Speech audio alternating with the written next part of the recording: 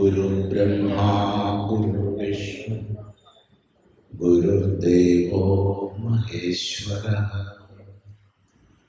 गुरुसाक्षात् परं ब्रह्म तस्मै श्री गुरवे नमः। ओम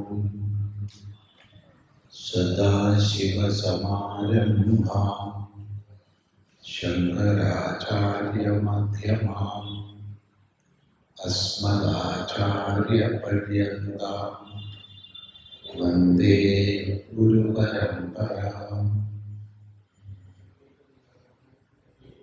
ॐ भद्रं कर्णैः शृणुयामदेवाः भद्रं पश्येमाक्षभिर्यजत्राः स्थिरैरङ्गैस्तुष्टुवांसस्तनूभिर्व्यसेमदेवहितं यदायुः। स्वस्ति न इन्द्रो वृद्धश्रवाः स्वस्ति न पूषा विश्ववेदाः स्वस्ति नस्तार्क्ष्यो अरिष्टनेमिः स्वस्ति नो बृहस्पतिर्दधातु। ओम शांति शांति शांति।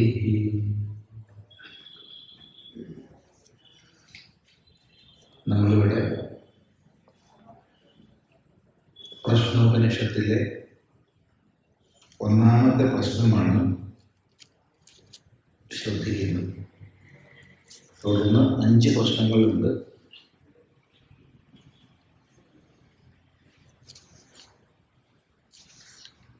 അതിൽ 10 മന്ത്രങ്ങളാണ് ശ്രദ്ധിച്ചത്, അല്ല 14 മന്ത്രങ്ങൾ. ഓം സുകേശാച ഭാരദ്വാജഃ ശൈബ്യശ്ച സത്യകാമഃ സൗര്യായണീ ച ഗാർഗ്യഃ കൗസല്യശ്ചാശ്വലായനോ ഭാർഗവോ വൈദർഭിഃ कबन्धे कात्यायनः ते हैते ब्रह्मपराः ब्रह्मनिष्ठाः परं ब्रह्मान्वेषमाणाः एषः वै तत्सर्वं वक्ष्यतीति तेह समित्पाणयो भगवन्तं विप्लवादमुपसन्नाः। तान् हस ऋषिरुवाच भूय एव तपसा ब्रह्मचर्येण श्रद्धया संवत्सरं संवत्स्यता यथा कामं प्रश्नान् पृच्छामः यदि विज्ञास्यामः सर्वं भवो वक्ष्याम इति। अथ कबन्धी कात्यायन उपेत्य पप्रच्छ भगवन् कुतो वा इमा प्रजा प्रजायन्ते। तस्मै स होवाच प्रजाकामो वै प्रजापतिः स तपोतप्यत स तपस्तप्त्वा स मिथुनमुत्पादयते रयिं च प्राणं चेतेतौ मे बहुधा प्रजा करिष्यत इति। आदित्यो ह वै प्राणो रयिरेव चन्द्रमा रयिर्वा एतत्सर्वं यन्मूर्तं चामूर्तं च तस्मान्मूर्तिरेव रयिः। अथादित्य उदयन् यत् प्राचीन् दिशं प्रविशति तेन प्राच्यान् प्राणान् रश्मिषु सन्निधत्ते यद्दक्षिणां यत्प्रतीचीं यदुदीचीं यदधो यदूर्ध्वं यदन्तरा दिशो यत्सर्वं प्रकाशयति तेन सर्वान् प्राणान् रश्मिषु सन्निधत्ते। स एष वैश्वानरो विश्वरूपप्राणोऽग्निरुदयते तदेतत् ऋचाभ्युक्तम् विश्वरूपं हरिणं जातवेदसं परायणं ज्योतिरेकं तपन्तं सहस्ररश्मीश तथा वर्तमान प्राणप्रजानामुदयत्येष सूर्यः।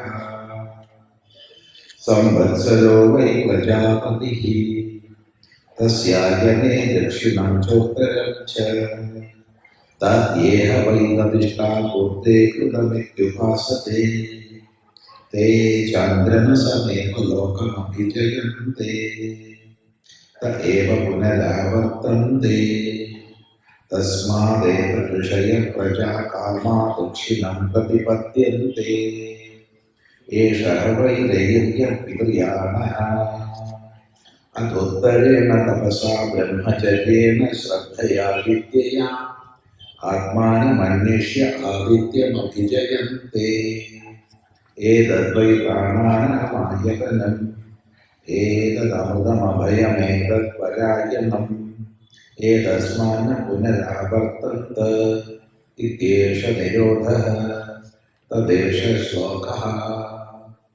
പഞ്ചപാദം പിതരം ദ്വാദശാകൃതിം ദിവ ആഹുപരേ അർദ്ധേ പുരീഷിണം അധേമേ അന്യ ഉപരേ വിചക്ഷണം സപ്തചക്രേ ഷഡര ആഹുരർപ്പിതമിതി മാസോ വൈ പ്രജാപതിഃ തസ്യ കൃഷ്ണപക്ഷ ഏവ രൈഃ ശുക്ലപ്രാണഃ തസ്മാദേത ഋഷയഃ ശുക്ല ഇഷ്ടം കുർവന്തി ഇതരസ്മിൻ അഹോരാത്രോ വൈ പ്രജാപതിഃ തസ്യാഹരേവ പ്രാണോ രാത്രിരേവ രൈഃ പ്രാണം വാ ഏതേ പ്രസ്കന്ദന്തി യേ ദിവാരത്യാ സംയുജ്യന്തെ ബ്രഹ്മചര്യമേവ തദ് യദ്രാത്രൗ രത്യാ സംയുജ്യന്തെ അന്നം വൈ പ്രജാപതിഃ തതോഹ വൈ തദ്രേതഃ തസ്മാദിമാ പ്രജാ പ്രജായന്ത ഇതി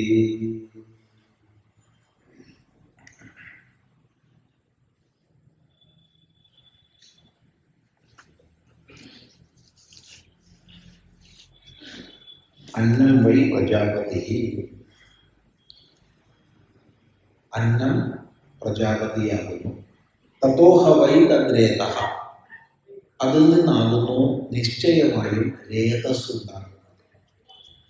രേതസ് എന്നതിന് പുരുഷ ശുക്ലമെന്നും അർത്ഥം പറയാം, പുരുഷ ബീജമെന്നും അർത്ഥം പറയാം, രണ്ടും ശരിയാണ്. തസ്മാത് അതിൽ നിന്ന് ഇമാഹ പ്രജാ പ്രജായന്റെ ഈ പ്രജകളെല്ലാം ജനിക്കുന്നു. തുടർന്ന്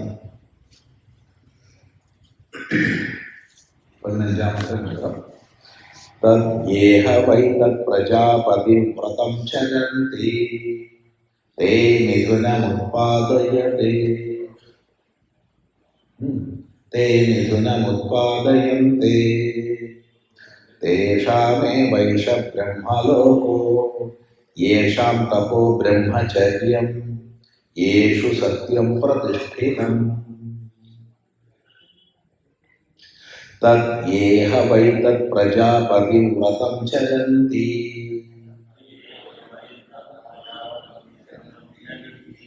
തേ മിഥുനമുത്പാദയന്തി തേഷാമേവൈഷ ബ്രഹ്മലോകോ യേഷാം തപോ ബ്രഹ്മചര്യം യേഷു സത്യം പ്രതിഷ്ഠിതം. പദച്ഛേദം തത് യേ ഹ വൈ തത് പ്രജാപതി വ്രതം ചരന്തി തേ മിഥുനം ഉത്പാദയന്തെ തേഷാം ഏവ ഏഷഃ ബ്രഹ്മലോകഃ യേഷാം തപഃ ബ്രഹ്മചര്യം യേഷു സത്യം പ്രതിഷ്ഠിതം. ഇപ്പൊ പറയാണ് യാവരാണോ തത് പ്രജാപതിവ്രതം ചരന്തി.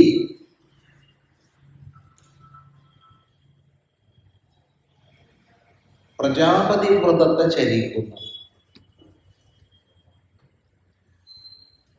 ഇവിടെ രയും പ്രാണനും ചേർന്നതാണ് പ്രജാപതിയുടെ ഭാവം. രണ്ട്, പ്രജാകാമനായ ഒരു വിഷയമാണ് ഇവിടെ ചർച്ച ചെയ്തത്. അങ്ങനെ പ്രജാകാമത്വം പ്രജാപതിയിൽ വന്നപ്പോഴാണ് സൃഷ്ടി വിഷയകമായ ആലോചനം ചെയ്തത്. അതാണ് തപസ്. ആ തപസ്സിന് ശേഷമാണ് ജയ് പ്രാണൻ, അതായത് ദ്രവ്യം ഊർജം, ഈ രണ്ടിനെ രൂപപ്പെടുത്തുന്നത്. ഇവയുടെ ചേർച്ച കൊണ്ട് എനിക്ക് ധാരാളം പ്രജകൾ ഉണ്ടാകും എന്ന് സങ്കല്പിച്ചു.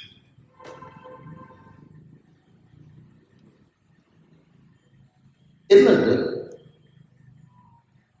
സംവത്സരം, മാസം, ദിവസം, അന്നം, ഈ 4 എണ്ണത്തെയാണ് ഇവിടെ പ്രജാപതിയായി നിർദ്ദേശിച്ചത്.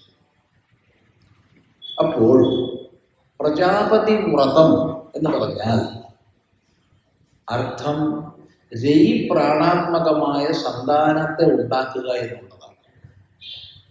സന്താന ഉൽപാദനമാണ് പ്രജാപതി വ്രതം.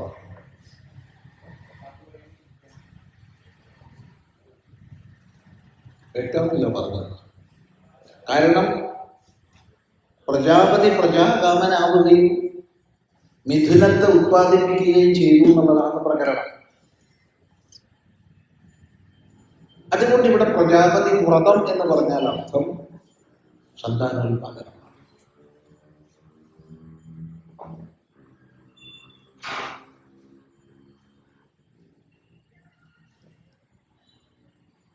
ഇവിടെ ഭഗവാൻ ഭാഷ്യകാരൻ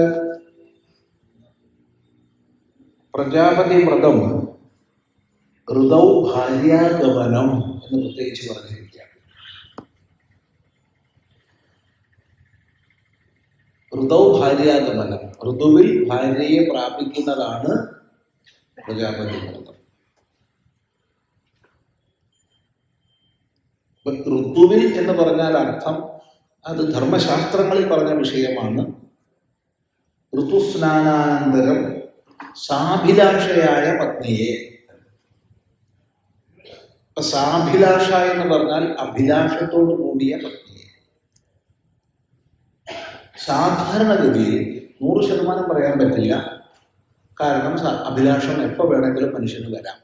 എങ്കിൽ തന്നെയും സാധാരണയായി സാഭിലാഷ എന്ന വാക്ക് വരിക ഓവുലേഷനുമായി ബന്ധപ്പെട്ടിട്ടാണ്, അണ്ടവിസർജനവുമായി ബന്ധപ്പെട്ടിട്ടാണ്. അണ്ടവിസർജനത്തോടനുബന്ധിച്ചിട്ടാണ് സ്ത്രീകൾ അധികം സാഭിലാഷകളായി കാണുന്നത്. അപ്പോൾ ആ വേളയിൽ പത്നിയെ ഗമിക്കുന്നതാണ്, പ്രാപിക്കുന്നതാണ് പ്രജാപതി വ്രതം. അങ്ങനെ പ്രജാപതി വ്രതം ആര് ചരിക്കുന്നുവോ നമ്മളെ അതുപോലെ വ്രതമായിട്ടാ കാണുന്നത്. അതാണ് ഭാരതീയ വീക്ഷണം. ഒരു കാമത്തിന്റെ ഉപോത്പന്നമായിട്ടല്ല നമ്മളിവിടെ സന്താനത്തെ കണ്ടത്, ധർമ്മത്തിന്റെ ഉത്പന്നമായിട്ടാണ്. എന്തൊരു വലിയ വീക്ഷണം ആലോചിച്ചു. ആര് പ്രജാപതി വ്രതത്തെ ചരിക്കുന്നുവോ തേ മിഥുനമുത്പാദയത്തെ. പ്രജാപതി മിഥുനത്തെയാണ് ഉത്പാദിപ്പിച്ചത്, ഈ പ്രാണാത്മകം. അതുപോലെ ആര് ഈ ലോകത്തിൽ പ്രജാപതി വ്രതം ചരിക്കുന്നുവോ അവർ മിഥുനത്തെ ഉണ്ടാക്കുന്നു. ഒന്നുകിൽ ആൺകുട്ടി അല്ലെങ്കിൽ പെൺകുട്ടി. അഥവാ മിഥുനം എന്നുള്ളതിന് നമ്മൾ ആരെങ്കിലും 100% ആണ് ഈ കൂട്ടത്തിൽ ആരെങ്കിലും ഉണ്ടോ? 100% പെണ്ണാരെങ്കിലും ഉണ്ടോ ഈ കൂട്ടത്തിൽ? ഉണ്ടെങ്കിൽ പറയുക. എന്തെന്ന് ആർക്കെങ്കിലും തോന്നുന്നുണ്ടെങ്കിൽ അവരോട് മനുഷ്യന്റെ ക്രോമസോം സ്ട്രക്ചർ ഒന്ന് പഠിക്കാൻ പറഞ്ഞാൽ മതി. XX XY സ്ട്രക്ചർ ഒന്ന് പഠിക്കാൻ പറഞ്ഞാൽ മനസ്സിലാവും 100% പെണ്ണും ആരും ലോകത്തിലില്ല, 100% ആണും ആരുമില്ല. പെണ്ണിൽ ആണന്തംഭവിച്ചിട്ടുണ്ട്, ആണിൽ പെണ്ണും അന്തംഭവിച്ചിട്ടുണ്ട്. ഇതാണ് പരമാർത്ഥം. അതുകൊണ്ട് നമ്മൾ എല്ലാവരും മിഥുനാത്മകമാണ്. മിഥുനമുത്പാദയന്തേ. ഇപ്പൊ പ്രജാപതി വ്രതം ശരിക്കുന്നവരാരാണോ അവർ മിഥുനത്തെ ഉത്പാദിപ്പിക്കുന്നു. ഇവിടെ ഭാഷ്യകാരൻ പറയുന്നത് പുത്രം ദുഹിതരം ചാന, പുത്രനെയും പുത്രിയെയും, അതാണ് മിഥുനം എന്ന്. ശരി, ഇപ്പോൾ കഴിഞ്ഞത് പ്രജാപതി വ്രതം കഴിഞ്ഞു. ഇത് ശിഷ്യൻ ചോദിച്ചതിനാണ് ഗുരു ഉത്തരം പറയുന്നത്. ശിഷ്യൻ ചോദിച്ചതിന് മാത്രം ഉത്തരം പറയാൻ ഗുരുവിന്റെ ആവശ്യമുണ്ടോ? മനസ്സിലായില്ല. ഗുരു ചോദിച്ചാൽ ശിഷ്യൻ ഉത്തരം പറയണം. ഉത്തരമേ പറയാം, കടന്നു പറയരുത്. അതാണ് നമ്മുടെ സമ്പ്രദായമാണ്. ഇപ്പൊ ഗുരു ശിഷ്യനോട് ചോദിച്ചാൽ ശിഷ്യൻ ഉത്തരം പറയണം, പറഞ്ഞേ മതിയാവും. അറിയില്ല എന്ന് പറയണം, മിണ്ടാണ്ടിരിക്കരുത്. ഗുരു എന്ന് പറയുമ്പോൾ ആരൊക്കെയാ ഗുരു? അമ്മ, അച്ഛൻ, ആചാര്യൻ, അവരാണ് ഗുരു. ഗുരു എന്ന ഒറ്റ വാക്കിൽ അമ്മയും അച്ഛനും ആചാര്യനും ഉൾപ്പെടുന്നു. ഗുരു ചോദിച്ചാൽ ഉത്തരം പറയണം, ഉത്തരമേ പറയാവൂ. ശിഷ്യൻ ചോദിച്ചാൽ ചോദിച്ചതിന് ഉത്തരം മാത്രം പറഞ്ഞാൽ പോരാ. ഗുരു ചോദിച്ചതിലധികം പറയണം, നിർബന്ധമാണ്. താല്പര്യം ശിഷ്യനൊരു തലത്തിൽ ഇരുന്നു കൊണ്ട് ചോദിക്കുമ്പോൾ ആ തലത്തിൽ ഉത്തരം നൽകുകയും അതിനപ്പുറത്തേക്ക് ശിഷ്യൻ എത്താനുള്ള പ്രേരണ കൊടുക്കുകയും ചെയ്യുന്നവനാണ് ഗുരു. അതുകൊണ്ട് കുതോഹവ ഇമ പ്രജായന്തേ എന്നുള്ള ശിഷ്യന്റെ ചോദ്യത്തിന് ഉത്തരം പറഞ്ഞു കഴിഞ്ഞു. ഇനി അക്ഷരം പറയാനില്ല. വ്യക്തമാണല്ലോ. കുതോഹവ ഇമ പ്രജായന്തേ, ഈ പ്രജകളൊക്കെ എങ്ങനെയാണ് ജനിക്കുന്നത് എന്ന ചോദ്യത്തിന് സുവ്യക്തമായി മറുപടി പറഞ്ഞു കഴിഞ്ഞു. ഇനി അതിലൊരു അക്ഷരം കൂട്ടിച്ചേർക്കാനില്ല. എന്നാൽ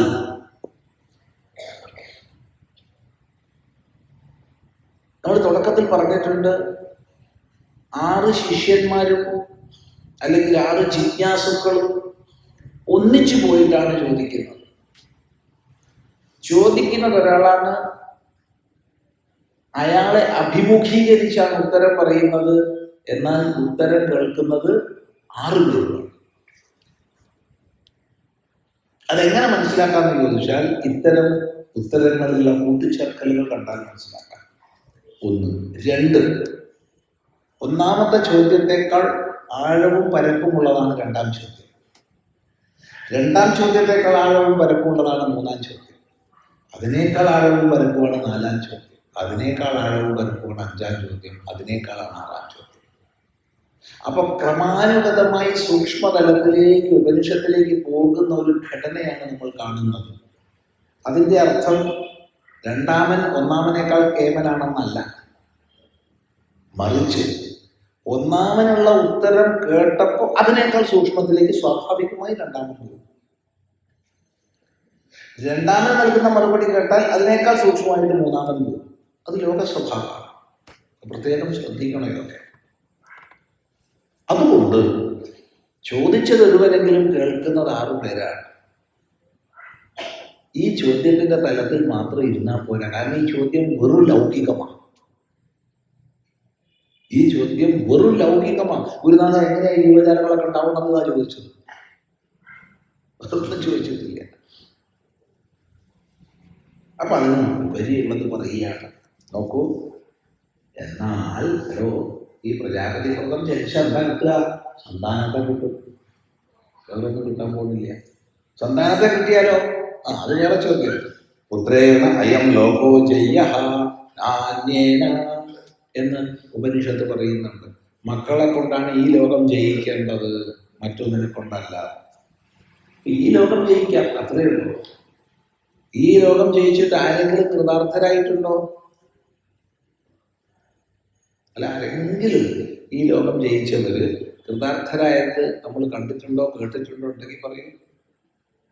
തൃപ്തിയായി, പരിപൂർണ തൃപ്തിയായി, ജീവിതം കൃതാർത്ഥമായി, എനിക്കൊരു നേടാൻ ഒന്നുമില്ല എന്ന് ഈ ലോകം മാത്രം നേടിയിട്ട് ആരും പറഞ്ഞിട്ടില്ല. ഒന്ന് നേടിയ അതിനപ്പുറത്തുള്ള ആഗ്രഹിക്കും, അതിനപ്പുറത്തുള്ള ആഗ്രഹിക്കും, അതിനപ്പുറത്തുള്ള ആഗ്രഹിക്കും. അപ്പൊ കൃതാർത്ഥതയിലേക്ക് നയിക്കുന്നതായ ആത്മജ്ഞാനത്തിലേക്ക് ഇത് നമ്മൾ ഉയർത്തുന്നില്ല. അതുകൊണ്ട് ശിഷ്യൻ ചോദിച്ചതിന് മറുപടി പറഞ്ഞെങ്കിലും അതിനപ്പുറത്തുള്ളതിലേക്ക് ചൂണ്ടിക്കാണിക്കുകയാണ്. തേഷാമേ വൈഷ ബ്രഹ്മലോകഃ, അവർക്ക് മാത്രമുള്ളതാണ് ബ്രഹ്മലോകം. ജീവൻ മുക്തി ഒന്നും ഇവിടെ പറയുന്നില്ല. പ്രശ്നം അത് നമുക്ക് ചർച്ച ചെയ്യാം. ജീവൻ മുക്തിയിലേക്ക് സൂചന വരുന്നുണ്ട് 6-ാം പ്രശ്നമാകുമ്പോൾ. അതുവരെ പറയുന്നില്ല. മറ്റു ഉപനിഷത്തുക്കൾ അതല്ല, എല്ലാം ജീവൻ മുക്തിയാണ് പറയുന്നത്. അപ്പൊ ഇവിടെ ബ്രഹ്മലോകത്തെ പറ്റി ദേശാമേവൈഷ ബ്രഹ്മലോകഃ, അവർക്ക് മാത്രമുള്ളതാണ് ബ്രഹ്മലോകം. ആർക്ക്? യേഷ, ആർക്ക് തപഃ, തപസ്സുണ്ടോ, ബ്രഹ്മചര്യമുണ്ടോ, യേഷു യാവരിൽ സത്യം പ്രതിഷ്ഠിതമാണോ. ആരിൽ തപസ്സും ബ്രഹ്മചര്യവും ഉണ്ടോ? തപസ് എന്നുള്ളതിന് നമ്മൾ അർത്ഥം മുമ്പ് ചിന്തിച്ചിട്ടുണ്ട്. മനസ്സേന്ദ്രിയാണാം ച ഐകാഗ്ര്യം പരമം തപഃ. മനസ്സിന്റെയും ഇന്ദ്രിയങ്ങളുടെയും ഏകാഗ്രത സമ്പാദനമാണ് തപസ്. ആ തപസ്സിനെ തന്നെ നമ്മൾ ശാരീരികം, വാചികം, മാനസികം എന്നൊക്കെ വിഭജിച്ച് ഇവിടെ പഠിച്ചിട്ടുണ്ട്. പറഞ്ഞു തന്നെ വീണ്ടും പറയേണ്ട കാര്യമില്ല. ഇപ്പൊ ജീവിതത്തിൽ ആരും തപസ് അനുഷ്ഠിക്കുന്നുണ്ടോ? വാസ്തവത്തിൽ സ്വധർമ്മം പാലിക്കുന്നത് തന്നെ തപസ്സാണ്.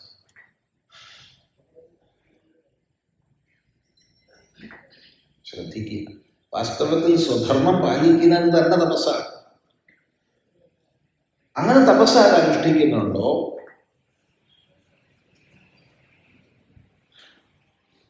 ആര് ബ്രഹ്മചര്യം പാലിക്കുന്നുണ്ടോ? ഇന്ദ്രിയ സംയമം, മനോബുദ്ധികളെ സ്വന്തം നിയന്ത്രണത്തിൽ വയ്ക്കൽ, തൻ്റെ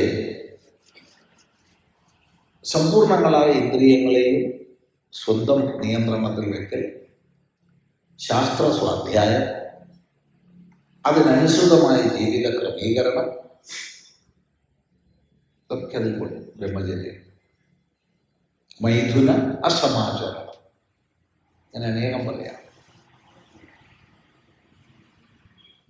യേശു യാവരിൽ സത്യം പ്രതിഷ്ഠിതമാണോ? നമ്മൾ സത്യത്തിൽ പ്രതിഷ്ഠിതരാകും. സത്യം മാത്രം പറയുക. സത്യം മാത്രം പറയുക എന്ന് പറഞ്ഞാൽ എല്ലാ സത്യവും വിളിച്ചു പറയുകയല്ല കേട്ടോ. അത് പ്രത്യേകം ശ്രദ്ധിക്കണം. കഴിയുന്നതും സത്യം പറയരുത് എന്നാണ് ഒരു അഭിപ്രായം. കഴിയുന്നതും സത്യം പറയരുത്. ഒരു കാരണവശാലും അസത്യം പറയരുത്. കള്ളം പറയരുത് ഒരു കാരണവശാലും. കള്ളം പറയുന്നതിന് ഒരു കാരണവുമില്ല. കഴിയുന്നതും സത്യവും പറയരുത്. എന്താ നിങ്ങൾ പറയണത്? സത്യം പറയണ്ടൊക്കെ കള്ളം പറയണമെന്നല്ലേ അർത്ഥം എന്ന് പറഞ്ഞു. കള്ളം പറയരുത്, അസത്യം പറയരുത്. സത്യം ആവശ്യമുണ്ടെങ്കിൽ പറഞ്ഞാൽ മതി. അതുകൊണ്ടാണ് ഭഗവാൻ ഭാഷ്യകാരൻ ശങ്കരാചാര്യ സ്വാമികളും സത്യം വദ എന്നുള്ള തൈത്തിരീയ ഉപനിഷത് വാക്യത്തിന്റെ അർത്ഥം പറയുമ്പോൾ യഥാപ്രമാണ അവഗതം യത് വക്തവ്യം തത് വദ എന്ന് പറയുന്നത്. പ്രമാണത്തിനനുസരിച്ച് മനസ്സിലാക്കിയത് പറയേണ്ടതാണെങ്കിൽ പറഞ്ഞോളൂ. വായന്ന് പുറത്തേക്ക് വരുന്നതിനും ആലോചിക്കണം, ഇത് പറയേണ്ടതാണോ അല്ലയോ. സത്യമാണെന്ന് എനിക്കറിയാം. പക്ഷെ ഇത് ഞാൻ പറഞ്ഞാൽ ആർക്കൊക്കെ ഉപദ്രവം ഉണ്ടാവും. ആലോചിക്കണം. ഓ, നിങ്ങളെ മുമ്പിൽ സംസാരിക്കുന്ന ഈ വ്യക്തി, ഈ ചിദാനന്ദപുരസ്വാമി അറിയുന്ന എല്ലാ സത്യവും വിളിച്ചു പറയാൻ തുടങ്ങിയാൽ 100 കണക്കിന് കുടുംബങ്ങൾ നശിക്കും. ഒരു സംശയമില്ല. കാരണം പതി അറിയരുതാത്ത രഹസ്യം പത്നിമാര് വന്ന് പറഞ്ഞു തന്നിട്ടുണ്ടാവും. പത്നി അറിയരുതാത്ത രഹസ്യം പതി വന്ന് പറഞ്ഞിട്ടുണ്ടാവും. സ്വാമി, ഇങ്ങനത്തെ ഒരു പ്രയാസം എനിക്ക് ജീവിതത്തിലുണ്ട്, ഞാൻ എങ്ങനെയാണ് അതിനെ അഭിമുഖീകരിക്കേണ്ടത്, എന്ത് ചെയ്യണം? നമുക്കറിയുന്ന രീതിയിൽ നമ്മളതിന് മറുപടി പറഞ്ഞു കൊടുക്കും. ഇതൊക്കെ വിളിച്ചിട്ട് പറയാൻ പോയി കഴിഞ്ഞാൽ എന്താവും? ഓ, നിനക്കറിയാം, എൻ്റെ പത്നി ഇങ്ങനെയാട്ടോ, അവളെ സ്വഭാവം ഇന്നതാണ്, എനിക്കറിയാം. അല്ലെങ്കിൽ അവളെ വിളിച്ചിട്ട് നിനക്കറിയോ, നിൻ്റെ അവനുണ്ടല്ലോ, അവൻ്റെ ജീവിതം നിനക്കറിയോ, എനിക്കറിയാം, ഞാൻ പറഞ്ഞുതരാം എന്ന് പറഞ്ഞിട്ട് നമ്മളിതൊക്കെ പുറത്ത് പറയാൻ തുടങ്ങിക്കഴിഞ്ഞാൽ എത്ര കുടുംബങ്ങൾ നശിക്കുന്ന വിചാരിച്ച 8 മാസത്തിനുള്ളിൽ 1000കണക്കിന് കുടുംബങ്ങൾ നശിക്കും. ഉറപ്പാണ്. പിന്നെ നമുക്ക് ഒന്നിച്ച് ജീവിക്കാൻ പറ്റില്ല. അതുകൊണ്ട് നമുക്കറിയുന്ന സത്യങ്ങളെല്ലാം പറയരുത്. പലപ്പോഴും പലരും പരദൂഷണം പറയുന്ന സമയത്ത് നിങ്ങൾ എന്തിനാണ് ആയുസ് വെറുതെ കളയണത്, എത്ര വിലയേറിയ മനുഷ്യ ജന്മമാണ് നമ്മുടേത് എന്ന് ചോദിച്ചാൽ ചിലർ പറയും, സ്വാമി ഞാൻ ഒറ്റ കള്ളത്തരം പറഞ്ഞിട്ടില്ല, ഉള്ളതായതുകൊണ്ടെല്ലാം പറയണം, ഉള്ളതായതുകൊണ്ടെല്ലാം പറയണം. ശരി. അപ്പോ ആര് സത്യം പ്രതിഷ്ഠിതമാണോ എന്ന് പറഞ്ഞാൽ നമ്മൾ സത്യം പാലിക്കുന്ന തലമല്ല. നമ്മൾ സത്യം മാത്രം പറയുന്നു, ഒരിക്കലും അസത്യം പറയുന്നില്ല, അസത്യം ചിന്തിക്കാൻ വയ്യ. അങ്ങനെ നിഷ്ഠ ഉറച്ചു കഴിഞ്ഞാൽ നമ്മളിൽ സത്യം പ്രതിഷ്ഠിതമാകും. നമ്മളിൽ സത്യം പ്രതിഷ്ഠിതമാകും. നമ്മുടെ ചിന്തകൾ സത്യമാകും, നമ്മുടെ വാക്കുകൾ സത്യമാകും. പറയുന്നത് അതുപോലെയാവും. കാരണം നമ്മൾ ആലോചിച്ച് അർത്ഥപൂർണമായി സംസാരിക്കുന്നു. മഹാപുരുഷന്മാരുടെ വാക്കിൽ സത്യം വന്നു ചേരും. അതാണ് വ്യത്യാസം. അപ്പൊ ആരിൽ സത്യം പ്രതിഷ്ഠിതമാണോ അങ്ങനെയുള്ളവർക്കുള്ളതാണ് ബ്രഹ്മലോകം. അതുകൊണ്ട് പ്രജാപതി എന്തൊക്കെ നല്ലതാണ്, സന്താനം ഉണ്ടാവും, നല്ലതാണ്, ഈ ലോകം ജയിക്കാം. ഇതാണ് എൻ്റെ ചോദ്യത്തിന് മറുപടി. പക്ഷേ ഞാൻ പറയാം, പ്രജാപതി വ്രതമൊന്നും ചെയ്താൽ ബ്രഹ്മലോകം കിട്ടില്ല. പിന്നെ ജീവിതത്തിൽ തപസ്സും ബ്രഹ്മചര്യവും സത്യനിഷ്ഠയും ഉണ്ടെങ്കിൽ മാത്രമേ ബ്രഹ്മലോകമുള്ളൂ. ഇതാണ് പറയുന്നത്. കേട്ടാണല്ലോ. നോക്കൂ,